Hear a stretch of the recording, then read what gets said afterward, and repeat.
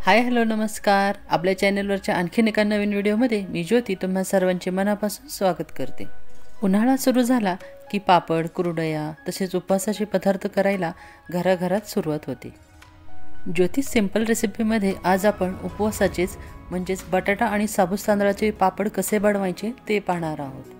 हे साबूस तांदूळ आणि बटाट्याचे पापड बनवायला एकदम सोपे असतात, खूप कमी वेळेमध्ये तयार होतात। शिवाय हे पापड बनवताना आपण यामध्ये तेलाचा वापर करणार नाहीत।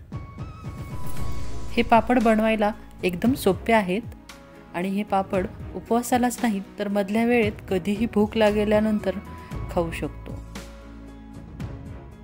तुम्हाला एक पापड तोडून दाखवते। तुम्ही बघू शकता हे पापड किती छान खुसखुशीत झाले आहेत। चला तर मग वेळ न घालवता आपण रेसिपीला सुरुवात करूयात। पापड बनवण्यासाठी आधी आपण पाणी गरम करून घेऊयात। मी इथे एक मोठे पातेले पाणी घेतले आहे। आता या पाण्याला छान एक उकळी येऊन देऊयात। या पाण्याला उकळी आली आहे, यामध्ये आता 2 चमचे मोठं मीठ घालूयात आणि यामध्ये थोडासा पापडखार घालूयात। पापडखार या पापडांमध्ये घातल्यामुळे पापड छान फुगतात, त्यामुळे आपण इथे थोडासा पापडखार वापरला आहे।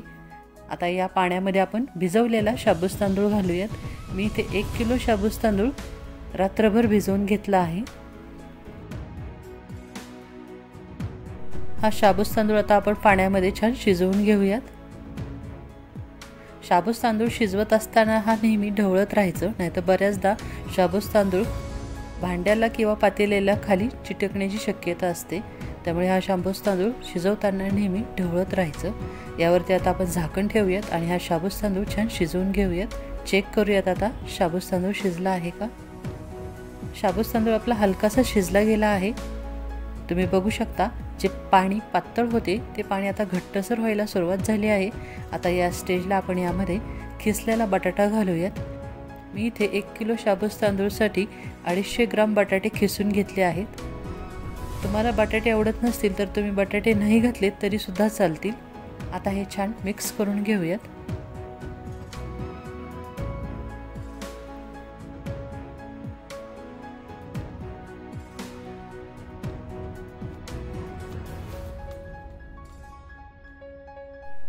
आणि आता हे बटाटे आणि शाबूस तांदूळ छान शिजवून घेऊयात।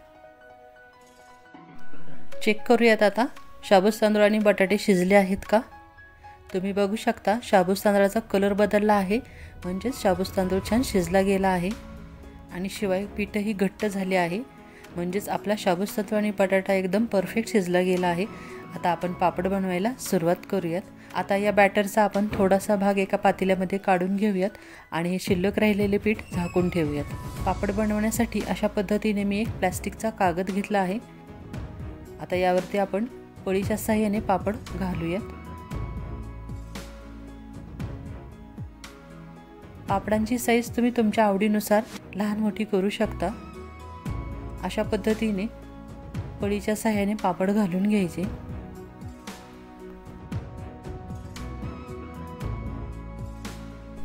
आता अशाच पद्धतीने सर्व पापड तयार करून घेऊयात। आता सर्व पापड तयार झाले आहेत। आता हे पापड आपण 2 ते 3 दिवसासाठी छान उन्हामध्ये सुकवून घेऊयात। पापड छान उन्हामध्ये 2 ते 3 दिवस सुकवून घेतले आहेत। तुम्ही बघू शकता पापडांचा पूर्णपणे कलर चेंज झाला आहे। आता तुम्हाला मी काही पापड तळून दाखवते। पापड तळण्यासाठी मी इथे आधीच तेल गरम करून घेतले आहे। यामध्ये आता आपण पापड सोडूयात। तुम्ही बघू शकता पापड तेलामध्ये सोडल्या किती छान फुगला। आता अशाच पद्धतीने आणखीन काही पापड आपण तळून बघूयात। तयार झाले तिप्पट फुगणारे शाबूस तांदूळ आणि बटाट्याचे पापड।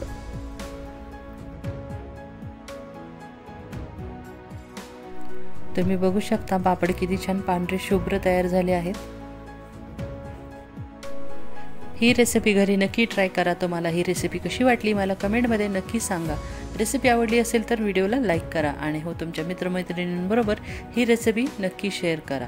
तुम्हाला जर आपल्या सर्व रेसिपी आवडत असतील तर चॅनलला सबस्क्राईब करा आणि हो, शेजारचे बेल आयकॉनसुद्धा नक्की क्लिक करा. बेल आयकॉन क्लिक केल्यामुळे प्रत्येक व्हिडिओचे नोटिफिकेशन तुम्हाला तुमच्या मोबाईलवरती मिळेल.